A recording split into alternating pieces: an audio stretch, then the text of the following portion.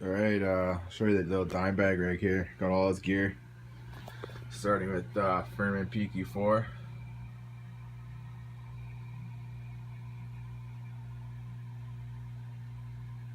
Excellent condition, I got it off eBay. And then the Randall RG100es. Many of you probably already know all his gear, but I think this amp's awesome. I don't know, it looks really badass too, in my opinion. I don't know, I just like the way it looks. It's kind of got the same layout as a Marshall JCM800, the way they have the knobs laid out. But yeah, I like it. Here's my settings right here. I'll show you what it sounds like in a bit here. Here's my amp settings, PQ4 settings. You can pause the video if you like the way it sounds. Here's the MXR 6-band, the blue, the vintage one, which the one he used. So it's also in excellent condition. Actually, they shipped it with the original box. It's actually pretty insane, to be honest. And yeah, that's settings right there. Apparently that's kind of how he had it. Then the noise gate you're gonna have to have, because here's what it sounds like without the gate.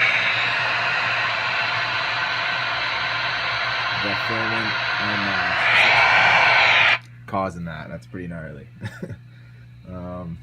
Yeah, so basically goes into the guitar, into the MXR, into the back of the Furman, the low level input, and then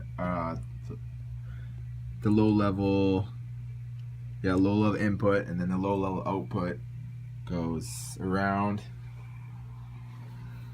and then I have it going into the noise suppressor, and then another cord from the noise suppressor up into the amp, plugged into the high input. And yeah, I'll give you a little demo of what it sounds like here.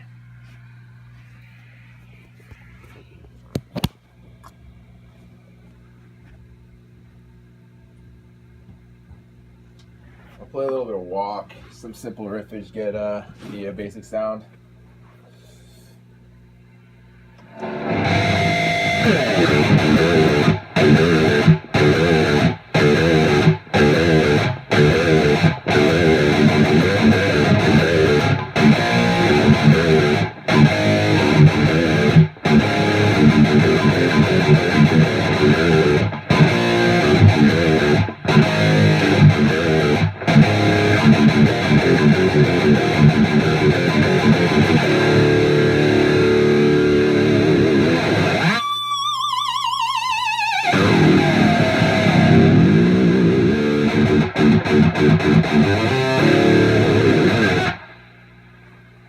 Yeah, a little demo there. I'll show you my guitar actually. Got the Dean Far Beyond Driven Tribute. Awesome looking guitar.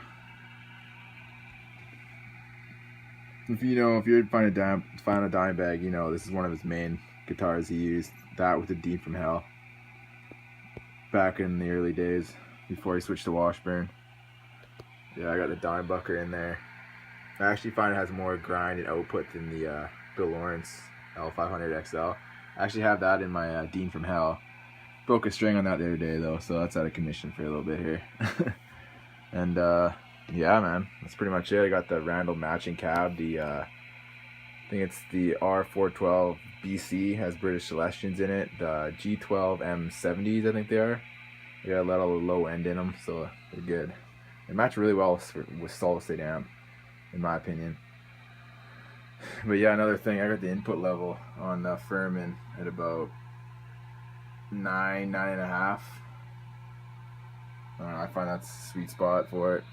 You can dial it back a little bit if you wanted a little bit cleaner sounding, but I got it pretty grindy. But yeah, here's settings once again. Now apparently each RG100es kind of could sound a little bit different from each other, but I've only played through one, but that's what I've heard from everyone else. So I want to get another one actually. Well, I'm trying to look down for the 86 model, the carpeted version. It's the one Dimebag actually used on the album. But yeah, it's pretty much, they got similar sounds, but each has their own quirks and stuff. Apparently, like this one's an 84 model, has apparently has a little bit more warmth than a lot of the other RGs. And I heard the earlier ones, like 83 to 86, 87 were the best. The later ones, again, I haven't played them, so I don't know. But that's what I've heard from other people's opinions. But I don't know, they're all pretty killer amps to me. And yeah, here's my Furman settings once again.